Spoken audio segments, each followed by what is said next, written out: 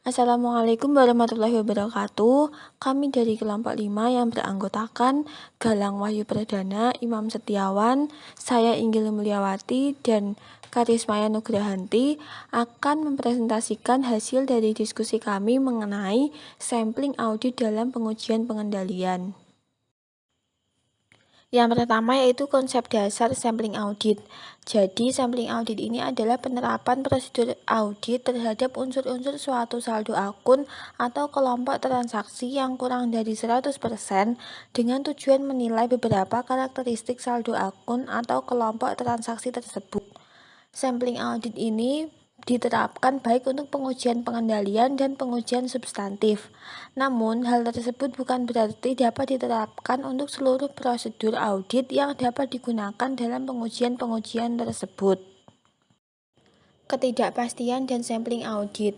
Ketidakpastian yang melekat pada audit sering disebut sebagai risiko audit. Sampling audit ini merupakan dua komponen risiko audit. Yang pertama yaitu risiko pengendalian dan yang kedua yaitu pengujian rincian risiko. Risiko pengendalian itu sendiri merupakan risiko bahwa pengendalian intern tidak dapat mendeteksi atau menghindari salah saji material dalam asersi laporan keuangan. Sedangkan pengujian rincian risiko ini merupakan risiko bahwa salah saji material tidak akan diungkapkan dengan pengujian rincian oleh auditor. Sampling audit dalam pengujian pengendalian memberikan informasi yang langsung berhubungan dengan penilaian auditor atas risiko pengendalian, dan sampling audit dalam pengujian substantif membantu auditor dalam mengkuantifikasi dan mengendalikan pengujian rincian atas risiko. Selanjutnya yaitu ada risiko sampling dan risiko non-sampling. Yang pertama yaitu risiko sampling. Risiko sampling ini adalah risiko yang berkaitan dengan kemungkinan bahwa sampel yang diambil tidak menggambarkan secara benar populasi tersebut, sehingga kesimpulan auditor mengenai pengendalian intern atau rincian atas transaksi yang didasarkan pada sampel mungkin berbeda dengan kesimpulan yang dihasilkan dari pengujian populasi. Untuk jenis risiko sampling dalam melakukan pengujian pengendalian dan pengujian substantif ini ada dua. Untuk pengujian pengendalian ini ada risiko atas penilaian tingkat risiko pengendalian terlalu rendah dan risiko atas penilaian tingkat risiko pengendalian yang terlalu tinggi. Kemudian untuk pengujian substantif ini ada risiko kesalahan penerimaan dan risiko kesalahan penolakan. Saya akan menjelaskan tentang pengujian risiko dalam pengujian pengendalian. Yang pertama yaitu risiko atas penilaian tingkat risiko pengendalian yang terlalu rendah, yakni bahwa penilaian tingkat risiko dan pengendalian berdasarkan sampel mendukung penilaian tingkat risiko pengendalian yang direncanakan pada saat efektivitas operasi aktual dari kebijakan struktur pengendalian. Kemudian yang kedua yaitu risiko atas penilaian tingkat risiko pengendalian yang terlalu tinggi. Hal ini bahwa penilaian tingkat risiko dan pengendalian berdasarkan sampel tidak mendukung penilaian tingkat risiko pengendalian yang direncanakan pada saat efektivitas operasi aktual dari kebijakan struktur pengendalian. Kemudian untuk pengujian substantif ini ada risiko kesalahan penerimaan, yakni sampel mendukung kesimpulan bahwa saldo akun yang dicatat tidak salah saji secara material, padahal saldo akun tersebut salah saji secara material. Kemudian yang kedua yaitu risiko kesalahan penolakan, yakni bahwa sampel mendukung kesimpulan bahwa saldo akun yang dicatat salah saji secara material, padahal saldo akun tersebut tidak salah saji secara material. Untuk risiko penilaian tingkat risiko pengendalian terlalu rendah dan risiko kesalahan penerimaan ini dijelaskan sebagai risiko beta yang berkaitan dengan efektivitas audit. Sedangkan risiko penilaian tingkat risiko pengendalian yang terlalu tinggi dan resiko kesalahan penolakan dijelaskan sebagai resiko alfa yang berkaitan dengan efisiensi audit. Kemudian yang kedua yaitu resiko non-sampling. Jadi resiko non-sampling ini menunjukkan bagian resiko audit yang tidak disebabkan oleh pengujian hanya pada sebagian data. Sumber-sumber resiko non-sampling ini ada 4. Yang pertama yaitu kesalahan manusia, seperti kegagalan mengenai kesalahan dokumen. Kemudian yang kedua yaitu penerapan prosedur audit tidak sesuai dengan tujuan audit. Yang ketiga yaitu adanya kesalahan dalam menginterpretasikan hasil sampel. Dan yang keempat yaitu kepercayaan pada informasi yang salah diterima dari pihak lain. Selanjutnya yaitu sampling statistik dan non-statistik. Dalam melakukan pengujian audit sesuai dengan GAAS, auditor dapat menggunakan sampling statistik maupun non-statistik, ataupun keduanya. Jenis sampling tersebut dapat memberikan bahan bukti yang cukup sebagaimana persyaratan dalam standar pekerjaan lapangan yang ketiga.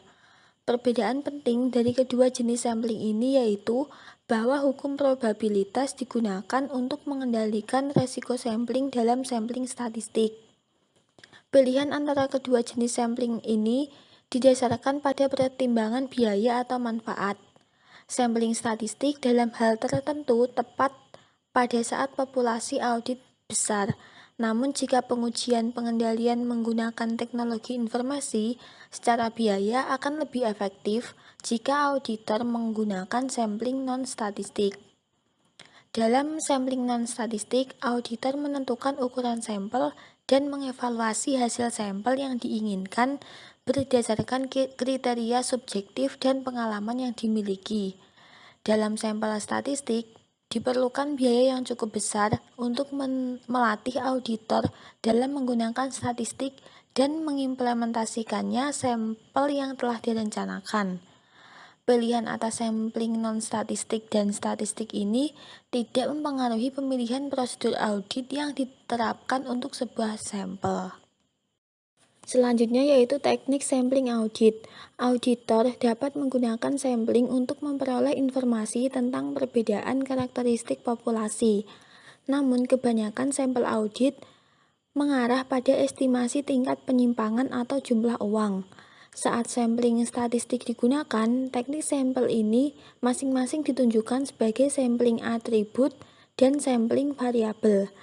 Untuk perbedaannya yaitu untuk teknik sampling atribut, jenis pengujiannya yaitu pengujian pengendalian. Sedangkan sampling variabel, jenis pengujiannya yaitu pengujian substantif. Untuk sampling atribut, tujuannya yaitu mengestimasi tingkat penyimpangan dari pengendalian yang telah ditentukan dalam populasi.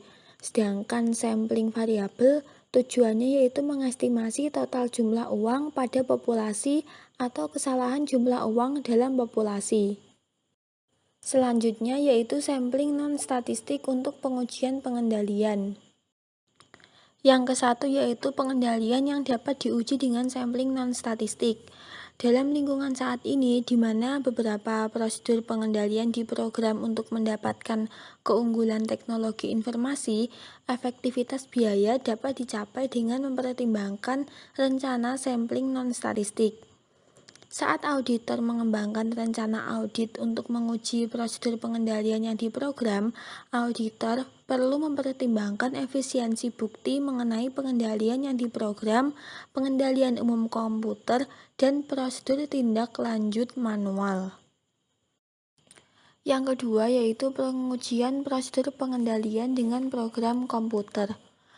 Prosedur pengendalian yang diprogram dengan benar akan konsisten sesuai informasi dalam pesanan pembelian, laporan penerimaan, dan faktur pemasok untuk membandingkan informasi dan mengirimkan pesan pengecualian pada transaksi yang tidak sebanding. Sedangkan untuk prosedur pengendalian yang diprogram secara spesifik sesuai kehendak, cukup bagi auditor untuk menguji pengendalian hanya dengan 2 transaksi yang sesuai. 1 transaksi yang diproses dengan benar dan 1 transaksi yang harus ditandai setiap sebagai perkecualian. Yang ketiga yaitu pengujian prosedur pengendalian umum komputer atau Testing Computer General Control Procedures.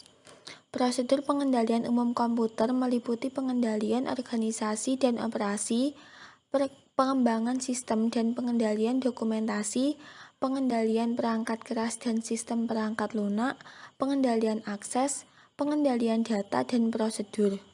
Semua itu meninggalkan jejak audit atas laporan perubahan sistem, bagaimana perubahan diuji dan disetujui, dan keamanan perangkat lunak yang dapat menghasilkan laporan dan catatan mengenai siapa saja yang mengakses program dan arsip data. Kemudian yang keempat yaitu pengujian prosedur tindak lanjut manual.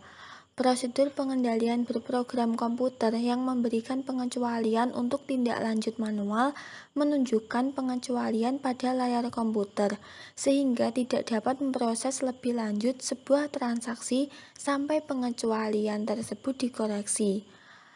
Dalam hal ini, alternatifnya yaitu pengecualian dicetak dan dilaporkan secara harian atau mingguan untuk tindak lanjut dan dikoreksi.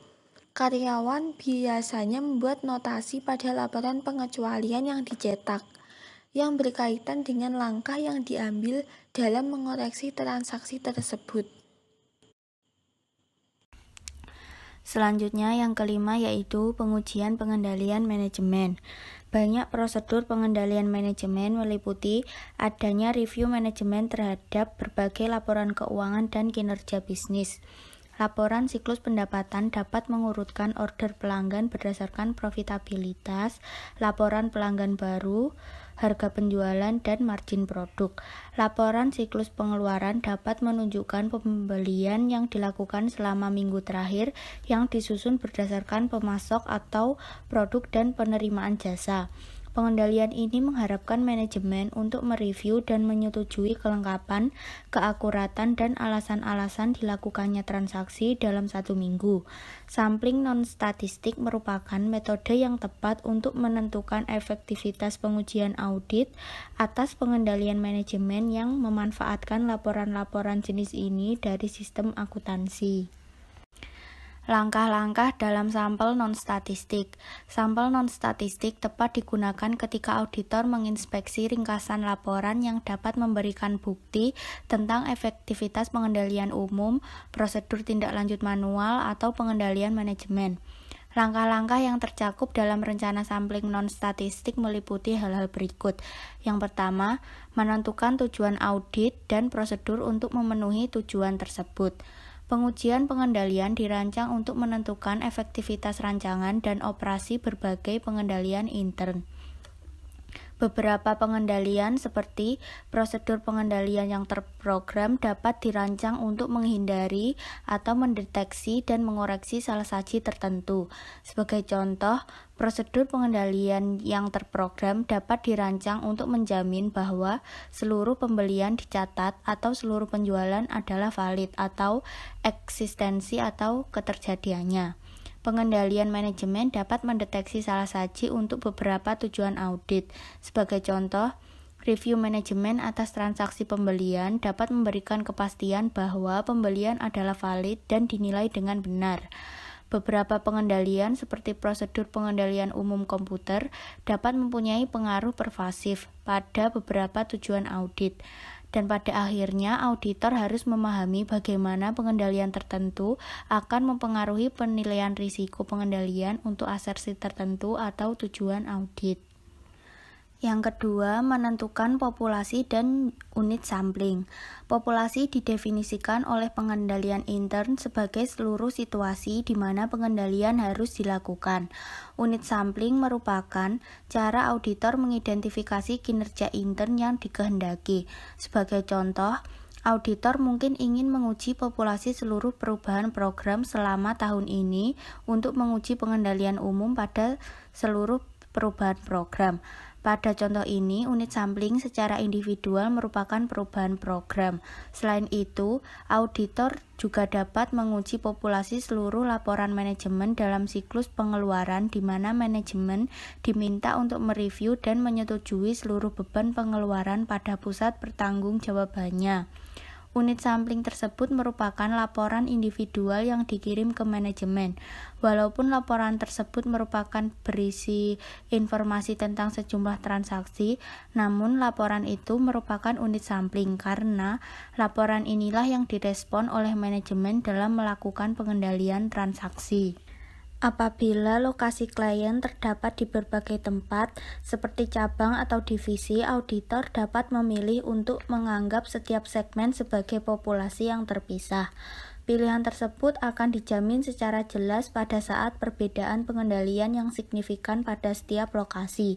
Namun demikian, apabila pengendalian tersebut sama untuk seluruh organisasi, laporan konsolidasi yang dibuat satu populasi untuk seluruh lokasi itu sudah cukup. Yang ketiga, menspesifikasi pengendalian yang dikehendaki dan bukti bahwa pengendalian tersebut efektif atau tidak efektif. Auditor harus menentukan bukti yang menunjukkan efektif tidaknya suatu pengendalian intern. Dalam kasus pengendalian umum atas perubahan program, auditor dapat mengharapkan departemen pemakai untuk mendokumentasikan persetujuannya atas perubahan program. Dalam kasus laporan pengecualian, auditor perlu memahami bagaimana klien mendokumentasikan proses koreksi transaksi yang nampak pada laporan pengecualian. Dalam kasus pengendalian manajemen, klien dapat mengharapkan manajemen untuk mereview dan memberikan persetujuan berdasarkan laporan transaksi mingguan yang dibebankan pada pusat pertanggungjawabannya. Pada saat auditor memperoleh pemahaman atas pengendalian intern, hal tersebut membantu untuk memahami dokumentasi audit, sehingga perkecualian tersebut diakui secara jelas.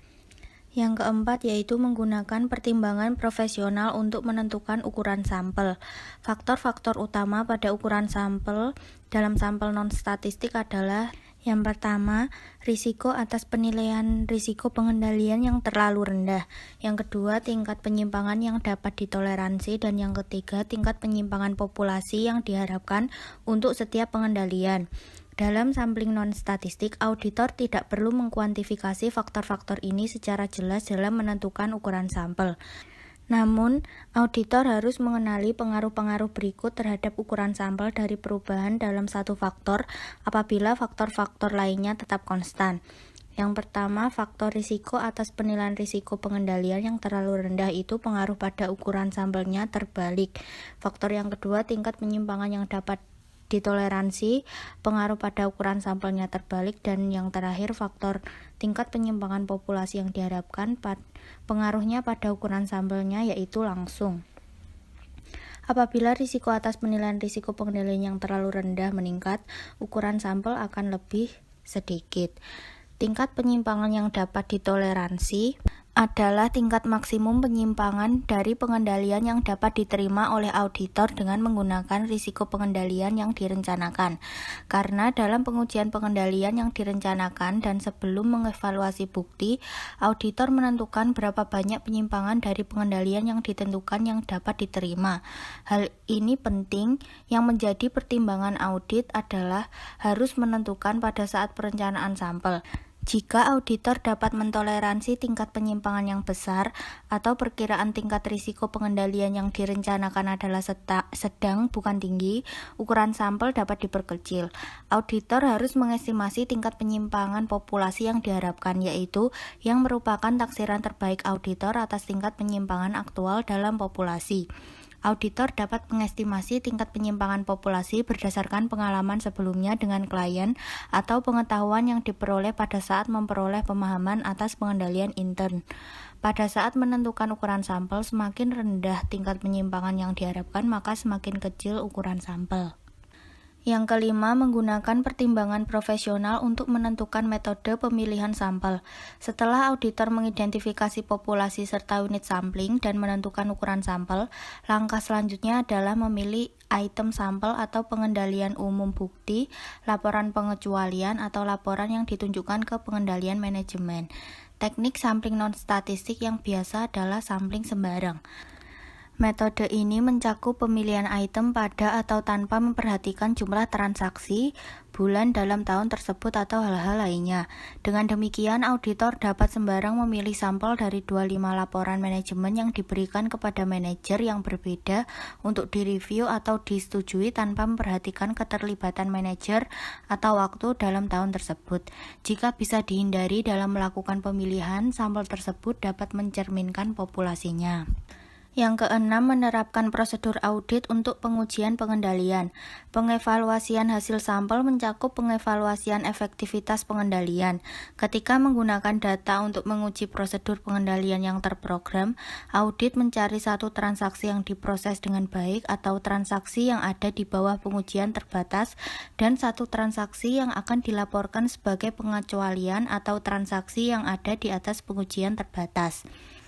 Auditor juga dapat mengevaluasi efektivitas pengguna yang terlibat dalam pengembangan program atau mengevaluasi efektivitas prosedur tindak lanjut manual atau pengendalian manajemen. Tahapan ini terutama ditunjukkan pada risiko non-sampling jika auditor tidak dapat mengidentifikasi kegagalan pengendalian pada saat bukti ada di tangan. Auditor tersebut perlu mengevaluasi apakah pengendalian intern pada audit yang dikehendaki beroperasi secara efektif atau tidak. Yang terakhir yaitu mengevaluasi hasil sampel. Penyimpangan dari prosedur pengendalian yang ditentukan harus ditabulasi, diringkas, dan dievaluasi. Pertimbangan profesional diperlukan dalam mengevaluasi hasil secara kuantitatif dan kualitatif. Pada saat mengevaluasi hasil secara kuantitatif, auditor harus membandingkan bukti dengan tingkat penyimpangan yang dapat ditoleransi pada saat perencanaan sampel non-statistik.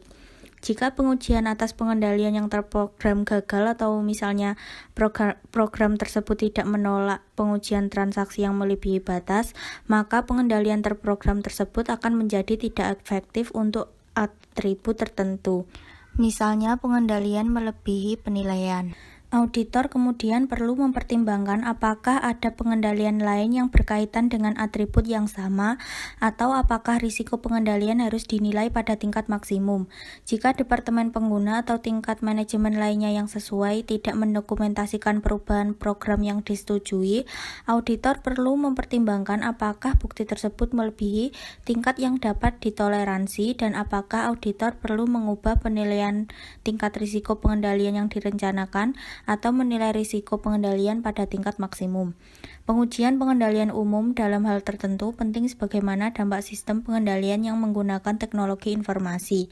Akhirnya, auditor perlu menentukan apakah ada bukti kompeten yang cukup untuk mendukung penilaian risiko pengendalian pada tujuan audit yang relevan tersebut sebagai rendah, sedang, atau tinggi, atau apakah risiko pengendalian perlu dinilai pada tingkat maksimum. Untuk selanjutnya, merancang atribut sampel statistik untuk pengujian pengendalian. Sampling atribut dalam pengujian pengendalian hanya digunakan pada saat ada jejak bukti dokumen yang lemah atas kinerja prosedur pengendalian. Beberapa prosedur pengendalian umumnya termasuk dalam kategori prosedur otorisasi, dokumen dan catatan-catatan, serta pemeriksaan independen. Apabila pemeriksaan tersebut dilakukan prosedur pengendalian yang terprogram, audit menggunakan teknik audit berbantuan komputer. Jika pemeriksaan tersebut dilakukan oleh seseorang atas dasar transaksi per transaksi, sampling atribut statistik adalah tepat.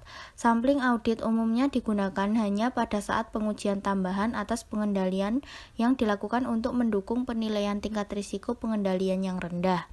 Selanjutnya, langkah-langkah dalam rencana sampling statistik untuk pengujian pengendalian adalah sebagai berikut. Yang pertama, menentukan tujuan audit. Tujuan menyeluruh dari pengujian pengendalian adalah untuk mengevaluasi efektivitas rancangan dan operasi pengendalian intern. Satu atau lebih rencana sampling atribut dapat dirancang untuk mengevaluasi efektivitas pengendalian yang berkaitan dengan kelompok transaksi tertentu. Sebagai contoh, untuk transaksi penjualan, satu rencana sampling dapat digunakan untuk menguji pengendalian yang mempengaruhi risiko pengendalian untuk asersi eksistensi dan keterjadian, dan rencana sampling lainnya untuk pengujian pengendalian yang mempengaruhi risiko pengendalian untuk asersi kelengkapan.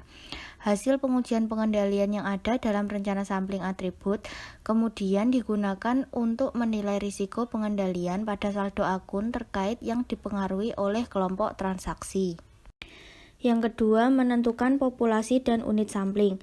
Dalam atribut sampel statistik, untuk pengujian pengendalian, populasi merupakan kelompok transaksi yang diuji.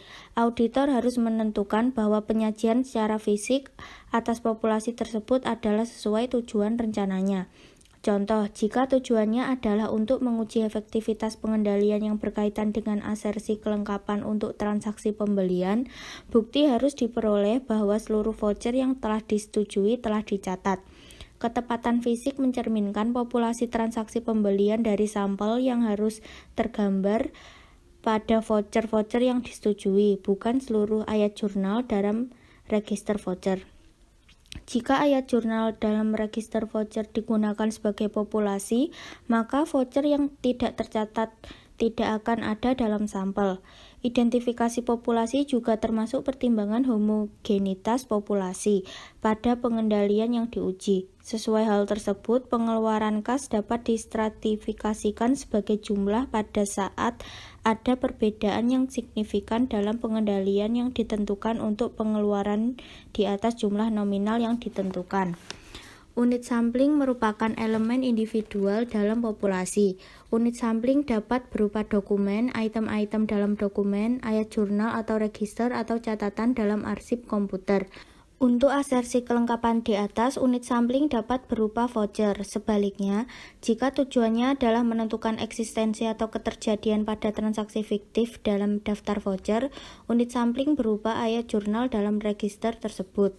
Unit sampling mempunyai dampak yang signifikan terhadap efisiensi audit. Sebagai contoh, diasumsikan bahwa faktur penjualan rata-rata 4 item per faktur. Jika dalam pengujian pengendalian tentang keakuratan penentuan harga, unit sampling dijabarkan sebagai faktur dan ukuran sampel adalah 150 faktur. Auditor harus menguji 600 harga. Sebaliknya, jika item-item dalam hal tersebut merupakan unit sampling, maka hanya 150 yang akan diuji. Efisiensi selanjutnya akan ditingkatkan ketika item sampel dapat digunakan dalam mengevaluasi efektivitas pengendalian untuk berbagai asersi.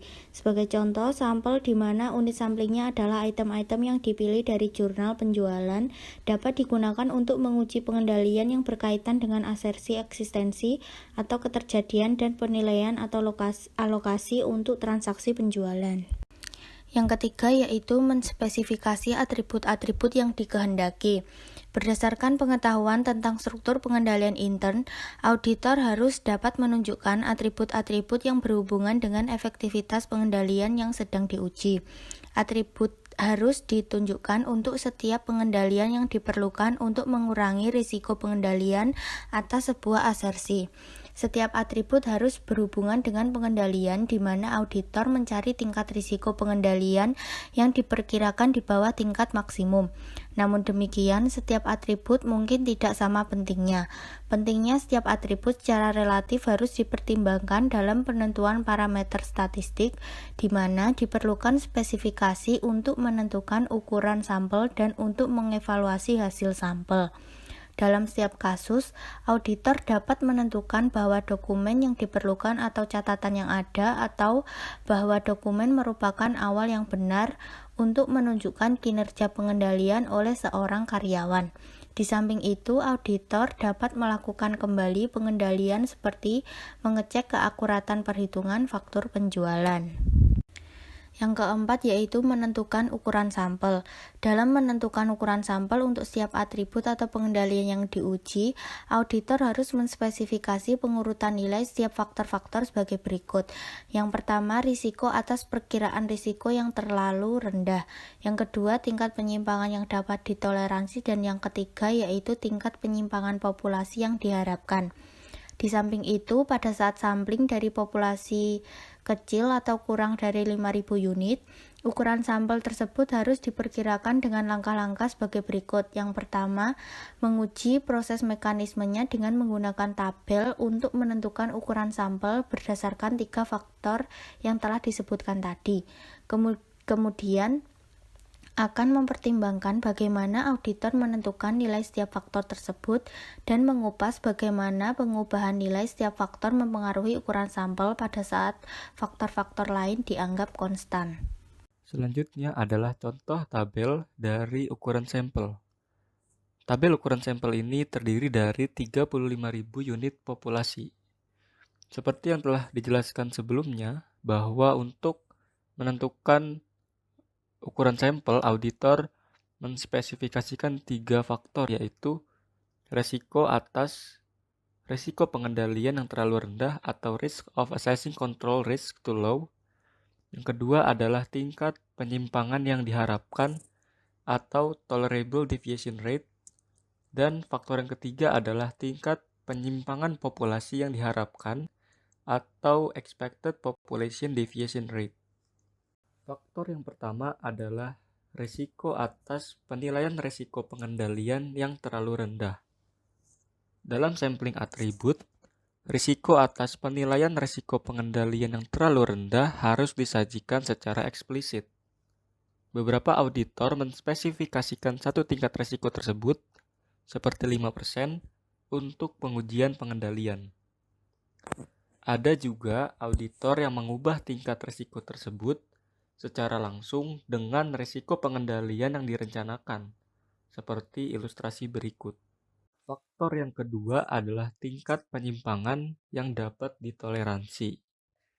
Tingkat penyimpangan yang dapat ditoleransi adalah tingkat maksimum penyimpangan yang masih dapat diterima oleh auditor.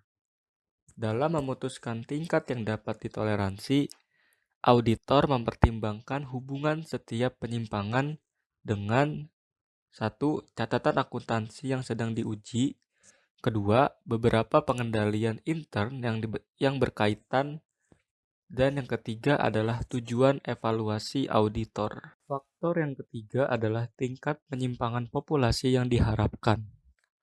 Dalam mengestimasi tingkat penyimpangan populasi yang diharapkan, auditor mempertimbangkan hal-hal berikut, yaitu estimasi berdasarkan penilaian awal tahun berjalan atas pengendalian tersebut, tingkat penyimpangan sampel pada awal tahun, dan tingkat yang ditemukan dalam sampel pendahuluan atas 50 item yang diperkirakan.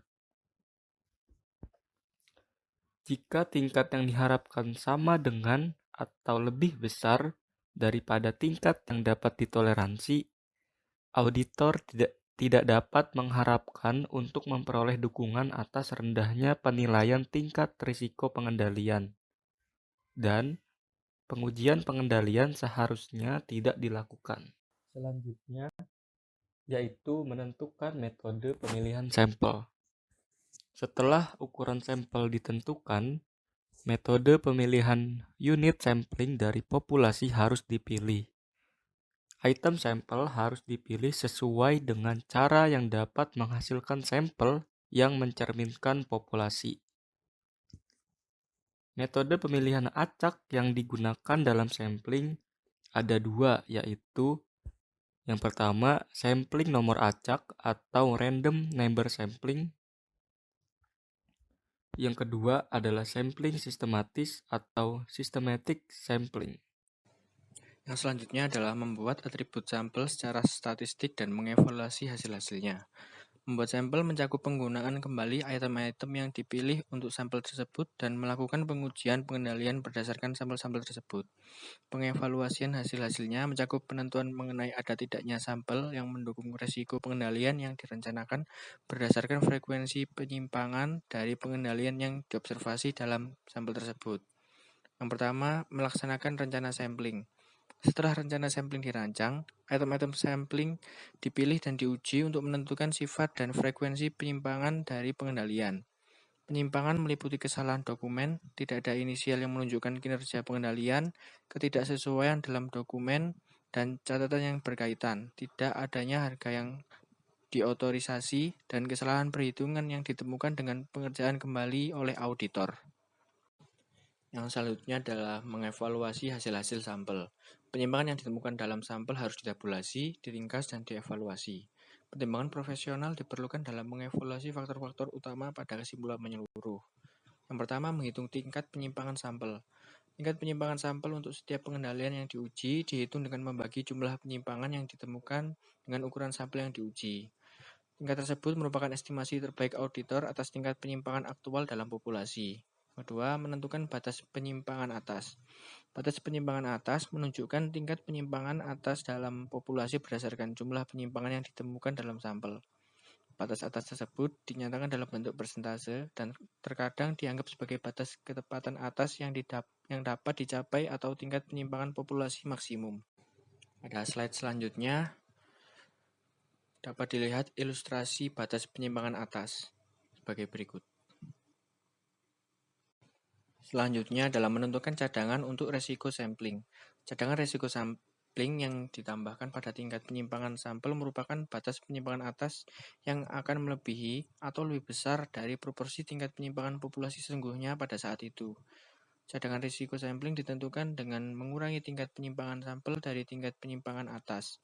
Apabila tingkat penyimpangan sampel melebihi tingkat penyimpangan populasi yang diharapkan, cadangan risiko sampling akan lebih besar sehingga menyebabkan batas penyimpangan atas melebihi tingkat penyimpangan yang dapat ditoleransi dalam perancangan sampel.